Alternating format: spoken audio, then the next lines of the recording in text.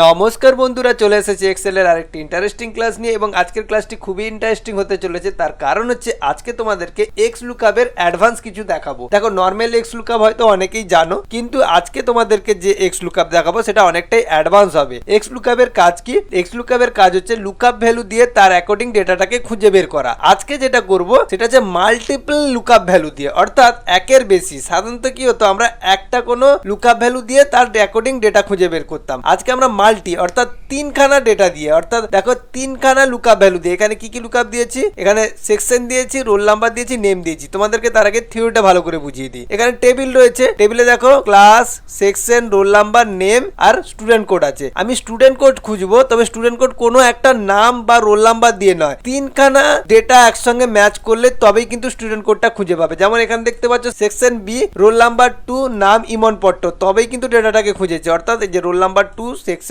B ইমন পট্ট, তবেই 1172 এই ডেটাটা খুঁজে পেয়েছে। যখনই আমি রোল নাম্বার যদি চেঞ্জ করে দিই, দেখো এরর শো করছে, অর্থাৎ যে কোনো একটা ম্যাচ না হলেও কিন্তু ডেটাটা খুঁজে পাবে না। আবার যদি আমি দেখি 3 রোল নাম্বারে কে আছে, মিতা সাউ, তাহলে আমি এখান থেকে যদি মিতা সাউকে সিলেক্ট করি এবং মিতা সাউ কোন সেকশন? এ সেকশন, তাহলে আমি এখানে এসে যদি এ সেকশন সিলেক্ট করি তবেই কিন্তু ডেটাটাকে খুঁজে বের করছে। দেখো, তবেই কিন্তু ডেটাটাকে খুঁজে পাচ্ছে। এটা কিন্তু আমি মাল্টিপল XLOOKUP দিয়ে করেছি। আজকে এটা নিয়ে আলোচনা করব। তো চলো, আশা করছি থিওরিটা ভালো করে বুঝে গেছে। প্র্যাকটিক্যালটা শুরু করি। প্র্যাকটিক্যালের জন্য আমি এখানে যেহেতু আমি ফাংশনটা লিখে রেখেছি, এর মধ্যেই ফাংশনটি রয়েছে, এই ফাংশনটাকে আমি ডিলিট করে দেবো। তাহলে এই ফাংশনটাকে পুরোপুরি ডিলিট করে দিলাম এবং এগুলো প্রত্যেকটা কিন্তু ড্রপ ডাউন মেনুর ভিতরে আমি অলরেডি তৈরি করে রেখেছি। দেখো এ বি সি, এখানে 3টে সেকশন আছে, 3টে সেকশনে ড্রপ ডাউন মেনু তৈরি করে রেখেছি। রোল নাম্বারের আমি পুরো লিস্ট তৈরি করে রেখেছি এবং নামেরও আমি ড্রপ ডাউন মেনু তৈরি করে রেখেছি। আশা করছি ড্রপ ডাউন মেনু তোমরা প্রত্যেকেই করতে পারবে। তো আজকে আর ড্রপ ডাউন মেনু আমি তোমাদেরকে দেখিয়ে ভিডিওটাকে লম্বা করলাম না। তো আজকে চলো একদম সরাসরি XLOOKUP ফাংশনটি ব্যবহার করি। তো স্টুডেন্ট কোডের জায়গায় জাস্ট ইকুয়াল দেবো, ইকুয়াল দেওয়ার পরে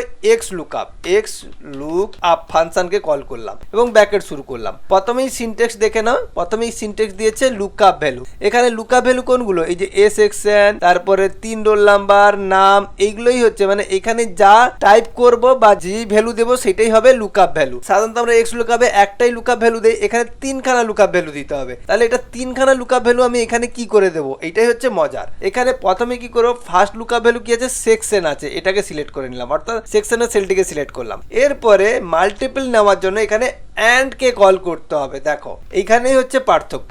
এখানে প্রথমে কি হচ্ছে, লুকআপ ভ্যালু একটা নিয়েছি, তারপর কিন্তু অ্যান্ড কে নিয়েছি। অ্যান্ড নেওয়ার পরে এরপরে রোল নাম্বারের লুকআপ ভ্যালুটি নেব। দেখো এরপরে কেন রোল নাম্বারটা নিলাম। এরপরে আবার আছে নেম, মানে আমি তিনখানা লুকআপ ভ্যালু নিতে চাইছি, তার জন্য আবার অ্যান্ড কে কল করে নেমটাকে নেব। তার মানে কি একসঙ্গে তিনখানা নিয়েছি। দেখেছো লুকআপ ভ্যালু, প্রথমে সেকশন নিয়েছি, তারপরে রোল নিয়েছি, তারপরে আমি নেমের ঘরটাকে নিয়েছি। এই তিনটেই হচ্ছে লুকআপ ভ্যালু। এবার কমা দিলাম, কমা দেওয়ার পরে লুকআপ অ্যারে, অর্থাৎ এই লুকআপগুলি কোন কোন কলামে আছে, অর্থাৎ মেন টেবিলের কোন কলামে আছে। মেন টেবিলের প্রথমে কি আছে? সেকশন, তাহলে পুরো সেকশনের কলামটাকে আমাকে সিলেক্ট করতে হবে। এখানে যেহেতু মাল্টিপল, সেম ভাবেই কিন্তু আমাকে অ্যান্ড কে ব্যবহার করতে হবে। প্রথমে আমার দরকার সেকশন, তাহলে সেকশনের পুরো কলামটাকে আমি সিলেক্ট করে নিলাম।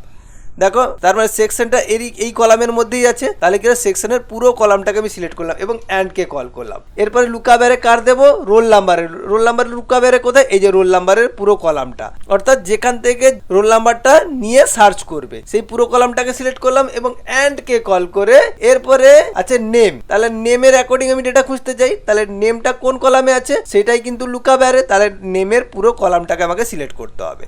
তাহলে একসঙ্গে কিন্তু আমি পরপর তিনটা নিলাম এবং অ্যান্ড কে কল করে এরপরে কমা দিব। কমা দেওয়ার পরে এরপরে চলে এসেছে দেখো রিটার্নের, অর্থাৎ রেজাল্টটা চাইছে। কোন রেজাল্টটা আমি খুঁজতে চাইছি? আমি চাইছি কোড, তাহলে এই পুরো কোডের কলামটিকে সিলেক্ট করে নেবো। তাহলে রিটার্নের ভেতরে কি হবে, মানে এই তিনটের অ্যাকর্ডিং আমাকে স্টুডেন্ট কোডটাই বের করতে হবে। তাহলে স্টুডেন্ট কোডের পুরো রেঞ্জটাকে আমি সিলেক্ট করে নিলাম।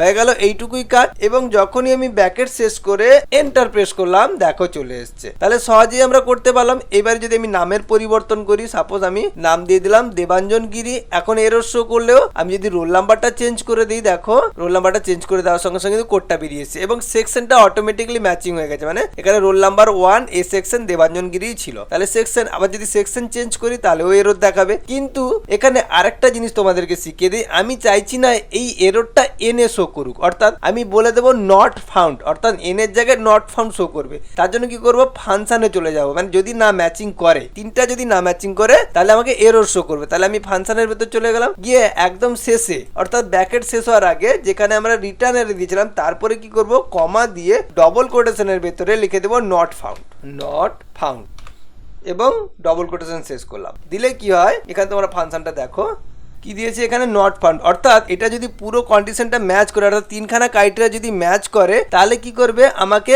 রিটার্ন অ্যারে থেকে আমাকে কি দিয়ে দিবে, রেজাল্টটা দিয়ে দিবে। যদি রিটার্ন অ্যারে না ম্যাচ করে তখন আমাকে এরর শো করতো, এখন আর এরর শো করবে না। এখানে নট ফাউন্ড, এখানে নটের জায়গায় মোড লিখে দিচ্ছি, সরি নট লিখে দিলাম। তাহলে এখানে আমি কি দিলাম, নট ফাউন্ড, মানে এখানে কিচ্ছু শো করবে না, এটা আমি টাইপ করে দিলাম। এবং এন্টার মারলেই দেখো এখানে এই মুহূর্তে নট ফাউন্ড দেখাচ্ছে। এখানে আমাদের কি দেখাচ্ছে, নট ফাউন্ড দেখাচ্ছে। কেন, কারণ এখানে ম্যাচ করেনি। যখনই আমার ম্যাচ করে যাবে তখনই আমাকে রেজাল্ট দেখাবে, তাই না? আশা করছি তোমরা এক্স লুকআপের মাল্টিপল লুকআপটি তোমরা সহজেই শিখতে পেরেছো। ছোট্ট ভিডিও কিন্তু অনেক ইনফরমেটিভ, এটা অনেকেই জানে না, এবং অজানা তথ্য নিয়েই আমি তোমাদের ক্লাস নিয়ে চলে এসেছি। তো আশা করছি আজকের ক্লাস থেকে তোমরা নতুন কিছু শিখতে পেরেছো। যদি ভালো লেগে থাকে অবশ্যই চ্যানেলটিকে সাবস্ক্রাইব করো, এবং যারা সাবস্ক্রাইব করে রেখেছো অসংখ্য ধন্যবাদ। বাই।